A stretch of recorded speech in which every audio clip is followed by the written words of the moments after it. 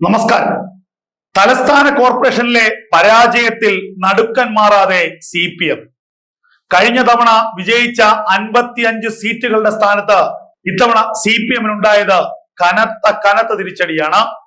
തലസ്ഥാന കോർപ്പറേഷൻ എല്ലാ കാലത്തും CPM-ന്റെ ഒരു ഉരുക്കുകോട്ടയായിരുന്നു.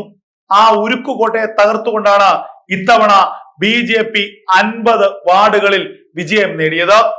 ഇത് CPM-നെ സംബന്ധിച്ച് ഒരിക്കലും പ്രതീക്ഷിക്കാത്ത ഒരു തിരിച്ചടിയായിരുന്നു. CPM-ന്റെ മേയർ സ്ഥാനാർത്ഥികളായി ഉടുപ്പ് തച്ച പലരും തോറ്റു തുന്നം പാടി എന്നുള്ളതാണ് ഈ തെരഞ്ഞെടുപ്പിലെ ഏറ്റവും വലിയ തിരിച്ചടി. അത് മാത്രവുമല്ല, തലസ്ഥാനത്ത് തിരുവനന്തപുരത്ത് വരുന്ന നിയമസഭാ തെരഞ്ഞെടുപ്പിൽ വലിയ തോൽവി CPM-നെ കാത്തിരിക്കുന്നു എന്നതിന്റെ സൂചനയും മുന്നറിയിപ്പുമാണ് ഈ കോർപ്പറേഷൻ തെരഞ്ഞെടുപ്പ് CPM-ന് നൽകിയിരിക്കുന്നത്. നിലവിൽ തിരുവനന്തപുരത്ത് 3 വാർഡുകളെങ്കിലും BJP വിജയിക്കുമെന്ന് ഏറെക്കുറെ ഉറപ്പാണ്. നേമം, വട്ടിയൂർക്കാവ്, കഴക്കൂട്ടം.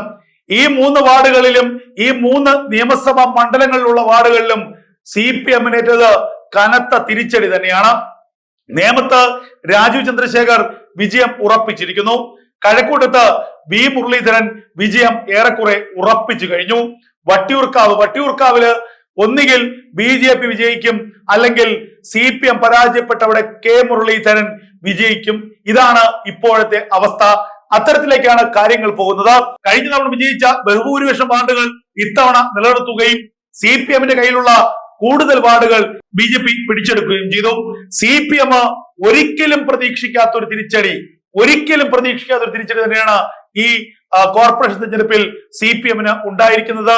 സമാനതകളില്ലാത്ത തിരിച്ചടി, CPM-നെ ഇരുത്തി ചിന്തിപ്പിക്കുന്ന ഒരു തിരിച്ചടി തന്നെയാണ് ഈ തെരഞ്ഞെടുപ്പിൽ ഉണ്ടായിരിക്കുന്നത്. CPM ഒരിക്കലും പ്രതീക്ഷിക്കാത്ത ഒരു തിരിച്ചടി. AKG സെന്റർ ഇരിക്കുന്ന വാർഡിൽ പോലും CPM തോറ്റമ്പി എന്ന് പറയുമ്പോഴാണ് ഈ തിരിച്ചടിയുടെ ഒരു ആഘാതം, തിരിച്ചടിയുടെ ഒരു കൃത്യമായ ചിത്രം നമുക്ക് മനസ്സിലാകുന്നത്. തിരുവനന്തപുരത്തെ CPM-ന്റെ യുവ നേതാക്കളിൽ പ്രധാനി IP ബിനു തോറ്റിരിക്കുന്നു. IP ബിനു ചെയ്യുന്ന വാർഡിൽ IP ബിനു തോറ്റ് തുന്നം പാടിയിരിക്കുന്നു എന്ന് പറയുമ്പോൾ എത്രമാത്രം വലിയ തിരിച്ചടിയാണ് ഈ തെരഞ്ഞെടുപ്പ് CPM-ന് നൽകിയത് എന്നുള്ളത് നമുക്ക് ബോധ്യമാകും.